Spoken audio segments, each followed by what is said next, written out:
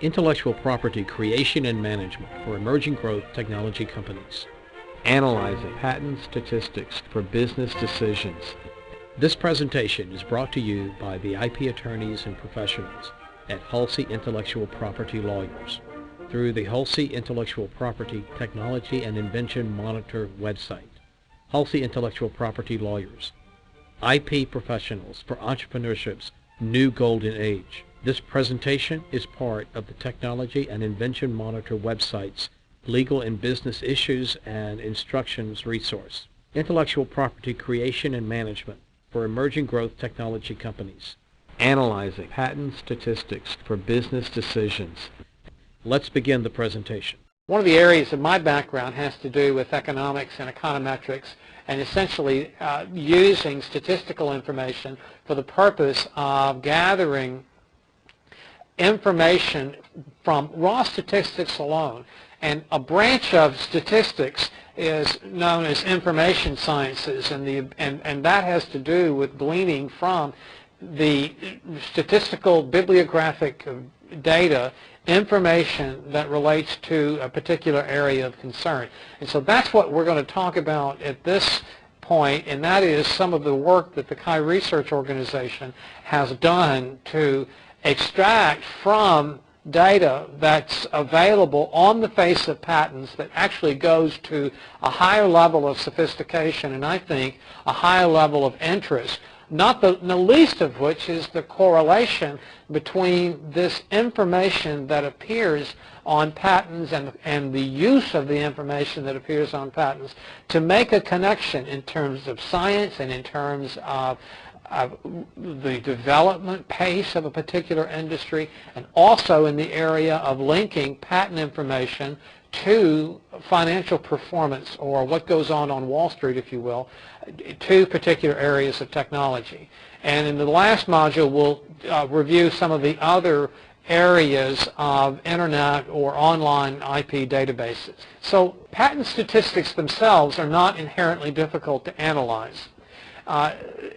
If you do a number of things, as you have to do with any area of technology. One is to properly normalize the data.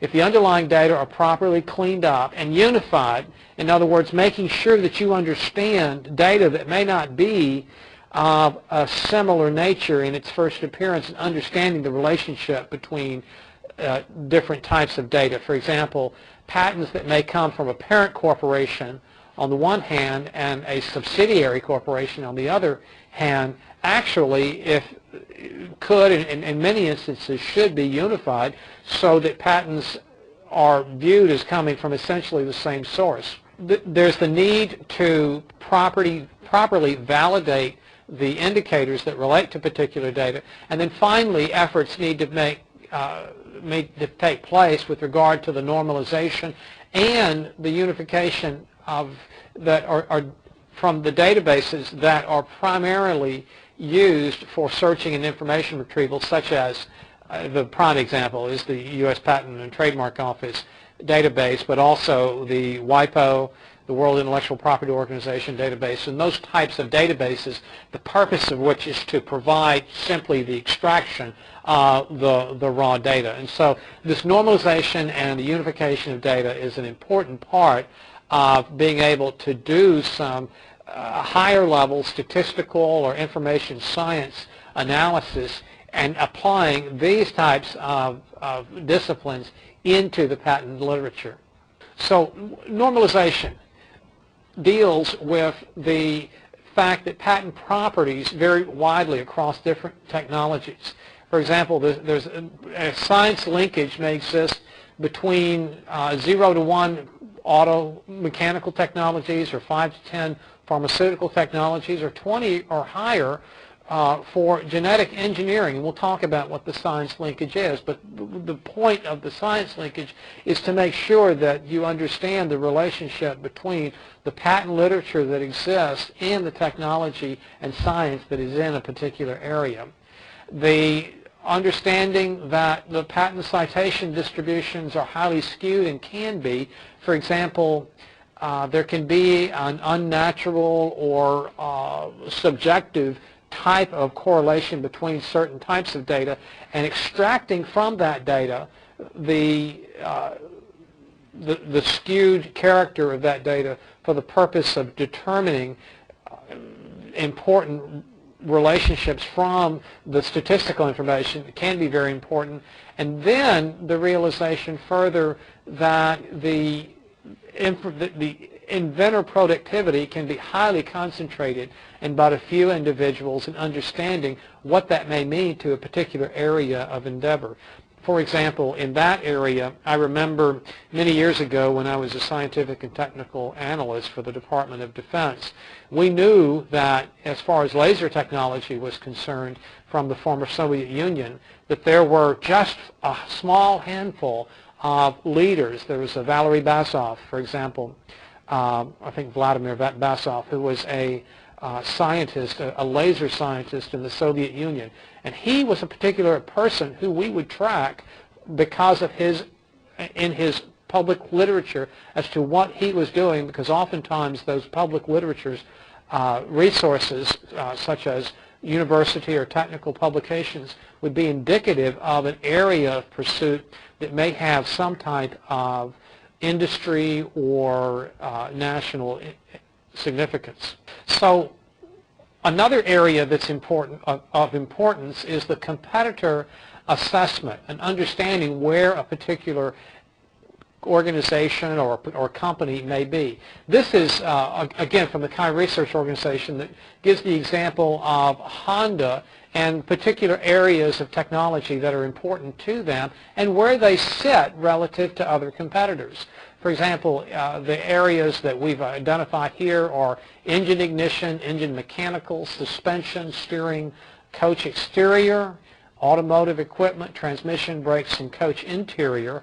And across here is based on a normalized one, where they are in relation to their competitors. So if in terms of their competitive assessment, they are stronger, such a graph would indicate that the bar would be going more to the right.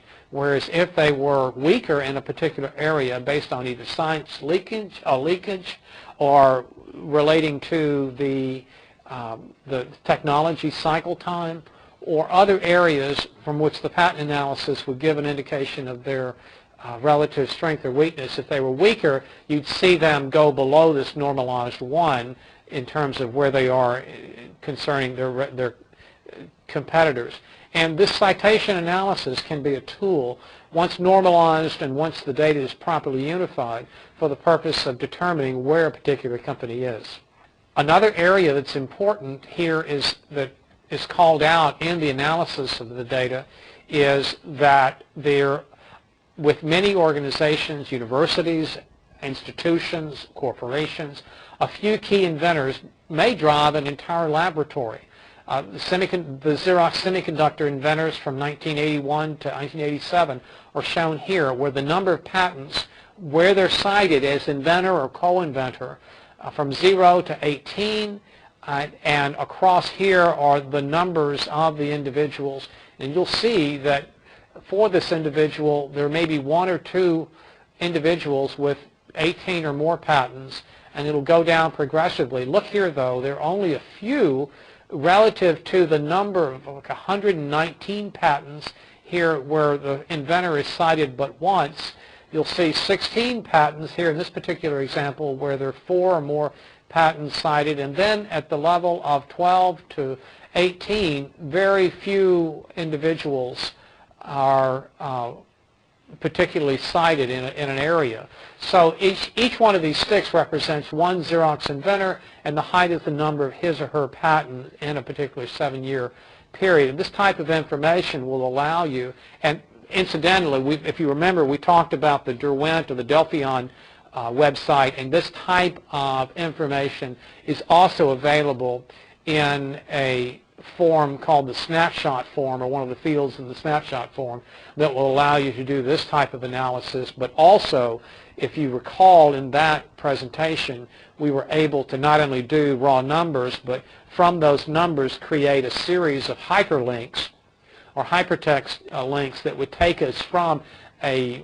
determination of a particular inventor or set of inventors to the patents that are available on the Delphion website, and from the patents do all kinds of searches that relate to the particular area of development by virtue of the hypertext capabilities on the Delphion website. But still, here the point being made that with the data and understanding the particular data of an organization or a field of inquiry or field of development, it's oftentimes the case that one or more or a few individuals will be, in fact, the leaders for an entire area of enterprise or an entire area of development. So this process of data unification entails looking at company names and determining the need for unification or combination, in determining the existence of patents, looking at inventor names, inventor and company locations, geographical regions, countries and such,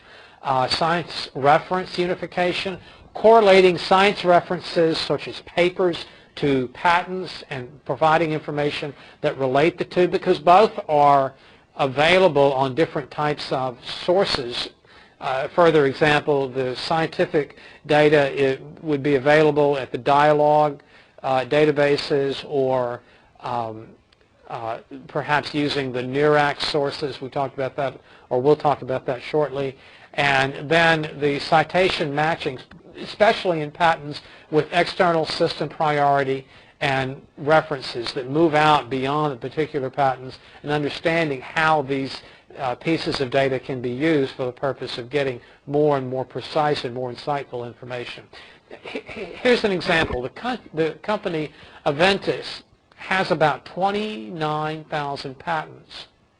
Unfortunately, about 1% have the name Aventis in the assignee field. So if you were to go to the U.S. Patent and Trademark Office database and type in the field Aventis, fact is you'd only perhaps see maybe 290 patents with that name.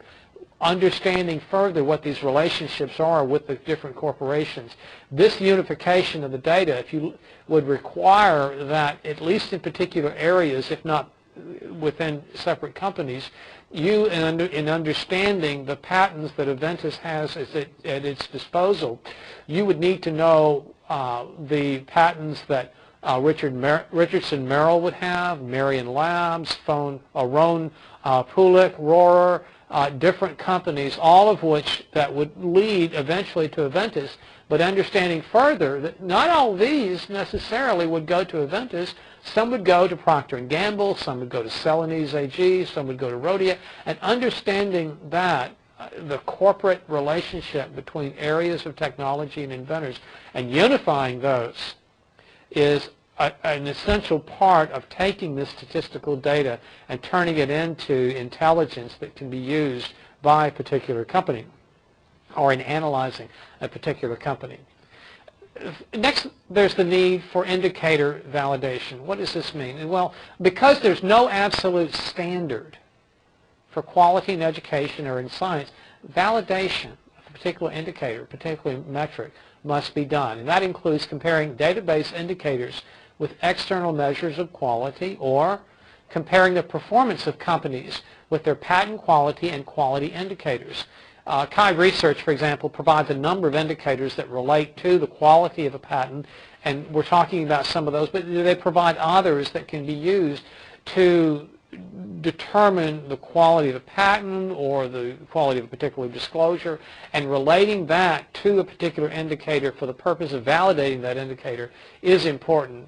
And by other comparative analyses for patents, such as patent versus non-patent measures, relating a patent document, for example, in many ways is similar to a technical paper or white paper, but in about the same number of ways, for example, that it can be similar, it can be a very different document. And understanding the comparison between the scientific and technical disclosure that exists in a patent and the scientific and technical disclosure that exists in a white paper or professional journal publication, and why certain pieces of information would be in one work versus another, can be very important in understanding the relevance of that particular piece of information in the patent document for the purpose of continuing this work in scientific patent analysis. So examples of validation studies are that science-intensive patent categories frequently cite to research papers. The research papers being the basis for some of the understanding and some of the proving of the more scientifically esoteric aspects of a particular scientific patent disclosure. Highly cited patents and clusters identify important discoveries, and so if a patent happens to cite a particularly highly cited patent, then that can be important for the purpose of at least in some ways validating the technology disclosed in that particular patent, because the patent itself is intended to build on the technology, and if the patent references a well-recognized, historically significant or highly cited patent, then it too can be validated, at least to some measure, in its furthering of the science or technology. And then further, patents associated with various awards are far more highly cited than expected. Why? Because they get greater publicity. They get press. They are made part of a corporation's website or institution's website. Oftentimes they can be the subject of litigation, or they can be the patents that are the most important patents in defining a particular industry. And so these types of patents are frequently cited, and there has to be some measure of normalization of that information in order to determine its particular contribution in the area. And then further, patents making important contributions are more highly cited for the reasons that I've already given. Here's an example of what I mean. This graph shows patents from the years 1960 through 1990, and provides you, if you look at the legend, the average number of citations, patent citations, over these period of time, ranging from 0 to, say, 4 or 5. And then historically significant patents are indicated by the triangles, with the Hall of Fame patents, whether it's Inventor Hall of Fame or other type of recognition, patents are listed with the X. And then finally the pioneer patents, first in a particular area, the first laser patent, or for example the first gallium arsenide patent that would be used for a gallium arsenide technology for use in a semiconductor device. And so with this chart, what you see here is the number of citations from, again, the Chi Research database over the years. And clearly, if this is the line of normal citation for a particular area of patent or patents generally, it can be said and noticed from this chart that since 1960, pioneer patents were cited 391% more than expected. Expected would be this line. So your pioneer patents, these black diamonds, 391% over this period of time.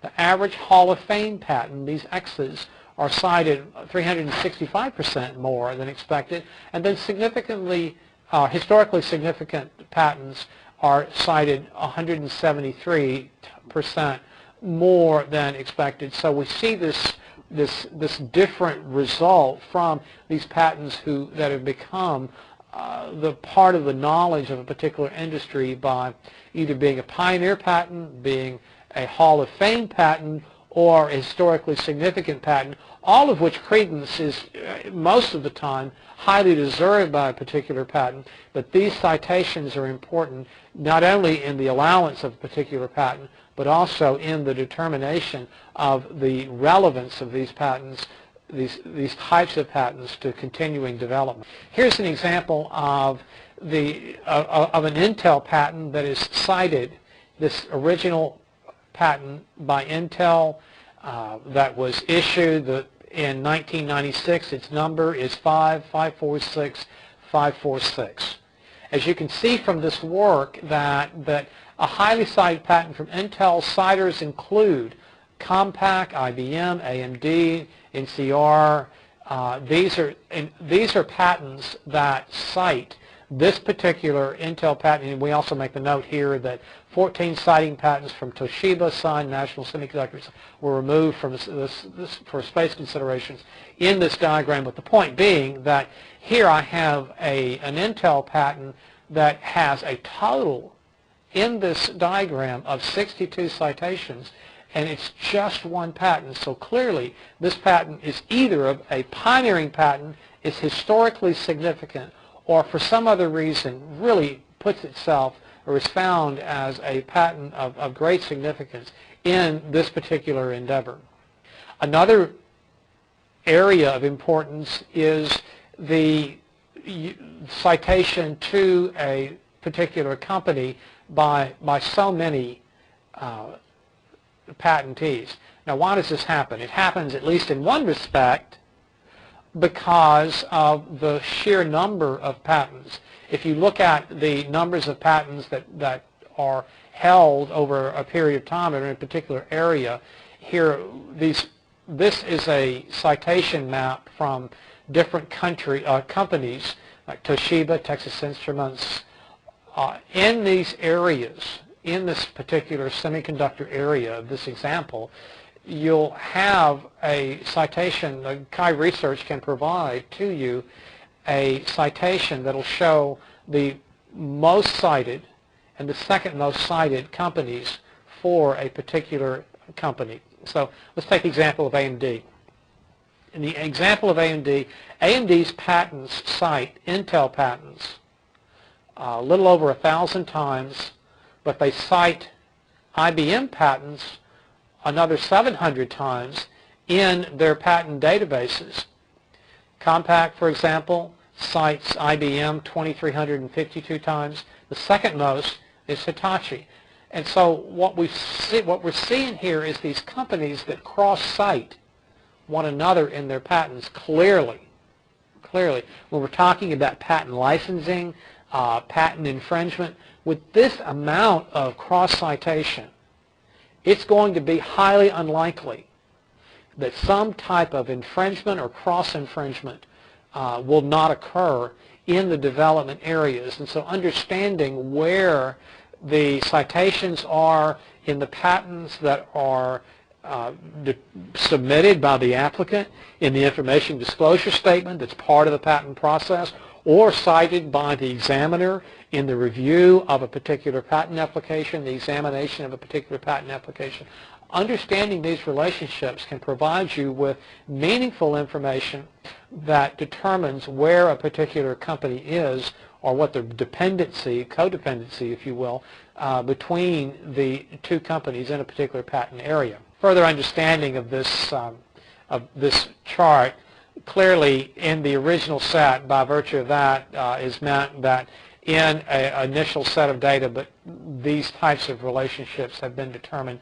And then further, the dotted is Lucent, which is a later development in this particular area, because it is a company that, by use of the data unification, by translating the data of the parent company, the original parent company for Lucent, Lucent has been added to this, and we've seen that Motorola, for example, cites to Lucent 1,577 times, and cites only a little bit more from Motorola to IBM for its patents. So clearly a lot of the technology that Motorola has developed for cellular communications, cell phone technology, comes from the Lucent, the original Lucent parent database, the patent portfolio. Lucent was added, the name Lucent, the company Lucent, because it was a spinoff.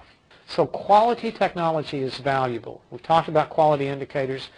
The Chi Research approach further includes the understanding that patent citation indicators can identify technologically strong companies which are undervalued by the market. Here we're starting to get into some of the relationship between patent citation and financial performance of a company. A portfolio built on these undervalued companies, Chi Research has proven, and then there have been further studies, further securities analyst studies relating this patent information, the quality of patent information, to financial performance, that a portfolio built on these undervalued companies will far outperform any standard index, such as the S&P index or the any type of general company index. If we're able to glean from the patents that a particular company holds the quality of those patent documents and what particular areas of technology that these patent documents protect, what other instrument is there that protects a company's ability to hold and maintain a market than the patent document? And if these instruments that protect the company's ability to hold a position in the marketplace are well drafted, in other words, they do what they're supposed to do, wouldn't it very frequently follow that that company can achieve better financial performance as a function of its being able to hold that market using the legally allowed, legally promoted instruments for protecting that particular marketplace based on the innovation, research development, new product origination that the patent system to which the patent system relates. And then further, the number of patents a company has is not significant in a particular regression rather. In other words, there's a normalization of the data that occurs that permits a regression analysis between the quality of a patent, a set of patent data, and the financial indicators, the financial performance that a company may have. It's the citation indicators themselves that count. So with patent analysis, there are a number of advantages that can be gleaned from the data that's already available just using advanced information sciences approaches such as those provided by the CHI Research Organization. One is that it's scalable and can be used for technologies with only a few patents as well as technologies with thousands of patents. It's unobtrusive, it's passive if you will. It allows identification of key companies, labs, inventors. You don't have to, nobody knows that you're searching and using that information. There don't have to be direct inquiries. It's passive, just like the sensing of a submarine or the sensing of a ship can be passive. You're using the information that's already out there. It's just gleaning from that information intelligence that's important. And further, it can be normalized to reveal company-specific information that's independent of the technology or the industry or the country that would otherwise skew the data. So the patent analysis can look at things such as the rate of development of a particular area of technology or the linkage between patents and the science or the linkages between the company-specific information and the information, the more aggregated information relating to a particular area of endeavor or market position. It can be broad or it can be precisely focused. Here, making use of the primary and secondary classification system, or here making use of the particular lead inventors in an area. And remember in this process that there's the possibility, and oftentimes the case, that a lead inventor might move from one company to another company to another company. And so this type of precisely focused analysis can be useful. It also can be broad, such as understanding a general area of development, such as medical devices. Now, this information, it's all available online. That raw data from the online text-based or primary and secondary classification-based types of searches is useful, but here the patent analysis takes us to a different level. And as the importance of intellectual property increases, so does the need for analyzing intellectual property, analyzing these metrics. If there's anything that's important now, I think and I've maintained that with companies increasingly competing on the basis of technology, on the basis of global positions with regard to technology, as an understanding of intellectual property increases, more intelligent decisions can be made. So the most basic indicator, of course, is patent counts.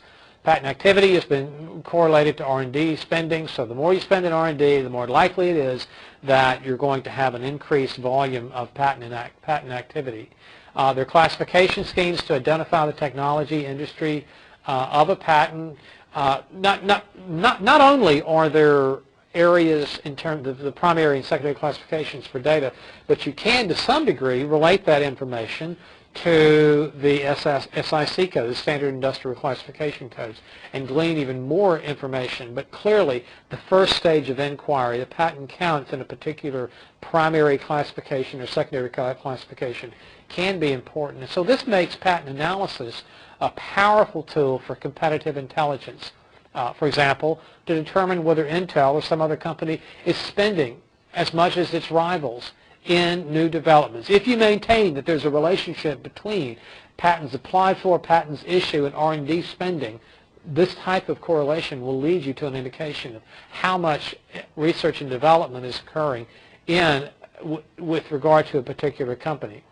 You can determine whether its trends are in line with the rest of industry, and you can determine exactly what Intel is developing and how it compares with AMD and other people in the semiconductor, the processor industry. And then, as I've mentioned, there are more advanced metrics. And while counts of patents are undeniable, a good measure for technological activity, in order to evaluate the company's R&D impact, there's the need to weight the patent counts with measures of quality. There's that word quality again, such as citation impact, citation analysis, the science linkage, the technology cycle time, or the speed of development of a particular area, and then the number of countries in which a patent is published, the online databases that are available from the patent offices around the world, also available via the WIPO.net website, and the percentage that are maintained or lapsed. This requires more inquiry, it requires more understanding, but clearly it provides you with an understanding of where a particular company is or institution is, and it's using these more advanced metrics that can be important. So the basic idea for citation analysis is that if I invented a widget, I must cite all prior art that I'm building on, improving on. That's a requirement. If you know about it and it relates to the, and if a reasonable examiner, this is in the United States, it's called Rule 56 in the patent, it's in the patent statutes, and that requires that if a reasonable examiner would determine that a particular reference would be relevant to the allowance of a particular claim, then the patent applicant has the duty, the failure of which, if he fails to provide that information, and decides, for example, either neglects to, when he has it in his knowledge, or he tries to hide it from the patent office, that application, the resulting patent, will be invalid. So there's a duty on the part of the patent applicant to make sure that this information is provided in the patent application process. The net result is that new patents cite to older developments. The cited patent is receiving citations or receiving forward citations. So it gets cites that go back to earlier patents, and the citing patent is referencing the citing patent or giving a backward citation, okay? And this is just a matter of terminology. So the cited patent is the patent that appears on the patent document. The citing patent is the patent that's doing that citing of the cited patent. And then finally, a patent that receives many forward citations is said to be highly cited in this analysis. And so use the example of the Intel patent. That particular patent, if it's a historically significant patent or an award receiving patent, or if it's a pioneer patent, those types of highly cited patents are ones that are important for this type of analysis. So does it work? Well, the HP patent described a cheap This is an example of an HP patent which described a cheap disposable print head that made a desktop inkjet printer with laser printers. Okay, so one of the things that HP Hewlett-Packard has done significantly is to patent, and it's a whole family of patents that relate to the inkjet technology, and that, in many respects, probably the principal respects, is why it's very difficult. Why you're paying $30 and $40 for that little plastic cartridge of ink that goes into your printer, your HP printer, is because that little box, that little plastic box that you buy, and why it costs $40 is because there's IP wrapped all around that box, and the use of the circuitry that relates the cartridge, that little box, to the integrated circuitry that's on the printer. And clearly there are competitors now. Just recently I've seen Office Depot side by side provide a product that has a market price similar, that is a substitute for the Hewlett-Packard inkjet cartridge. But in order for them to be selling those cheaper cartridges, they still have to pay to Hewlett-Packard the license fees for the patents that protect that cartridge. And so this is an important part of this process. Now, although inkjets have been developed fundamentally for years, the patent was fundamental in making them popular. And then further, the impact of the innovation is reflected in 200 patent citations from Canon, Xerox, etc. In other words, clearly Canon sells inkjet cartridges, and so does Xerox. But in order for them to be able to do so, they have to recognize, as does HP, must recognize the patents of Canon, Xerox, and other people in the business. And then further, key inventions like the particular HP patent spur numerous innovations in an attempt to capitalize on new capabilities or an attempt to build around the invention. So in validation studies, we'll use the example for U.S. pharmaceutical companies. Highly cited patents are associated with increases in sales and profits. There's hardly a year or 3 or 4 month period that goes by that you don't see something in the press about the effect of a lapse or invalidation or expiration of a particular pharmaceutical patent adversely or positively directly affecting the share price of a particular pharmaceutical company. And patents associated with industry awards are highly cited. And here's an example. Kodak senior tech staff rate is highly cited. Patents much higher in technical importance. Okay, well, internal patents, that's ensure the case. And then further, pioneering patents, Hall of Fame patents, and historically significant patents, as we said, can be cited 3 to 6 times higher, more highly than expected for patents in a particular area. And then validation studies further show that stocks of companies with strong citation indicators perform better than stocks of companies with weak citation indicators. And then finally, furthermore, numerous studies have shown the power of citation, and we'll talk about some of those in the slides that follow.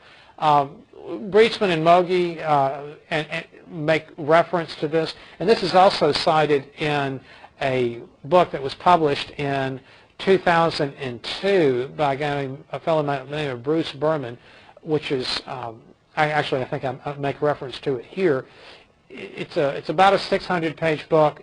Bruce is the editor. It's a fine book to understand the power of citation analysis, and not only the work that Chi Research organization has done, but others have done for the purpose of gleaning from this patent work, these patent information resources, the relationship between patent holdings and financial performance.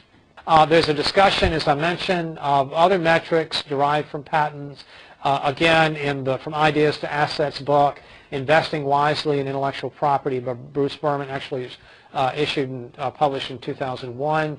And then we're going to talk about shortly here two other metrics that are worth discussing, such as the technology cycle time and the science linkage that Chi Research provides that are important, I think, to understand these more advanced analytics that can be performed relative to individual patents. So let's talk a minute about the technology cycle time.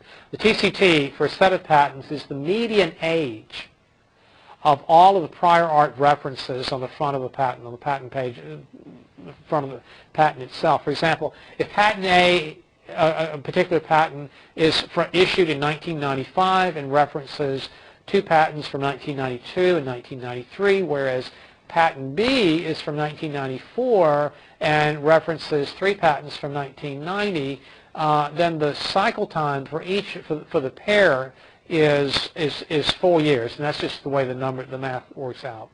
Thus, the TCT can be used to see if a company is building on 5-year-old technology or 10-year-old technology. In other words, what's the age of the patents that are cited on the front of the patent that you're looking at? And if, by virtue of doing a just basic median age or averaging of the data, you can determine the pace at which not only a patent, but you can aggregate that and determine a cycle time for a particular industry segment or classification group in a particular area.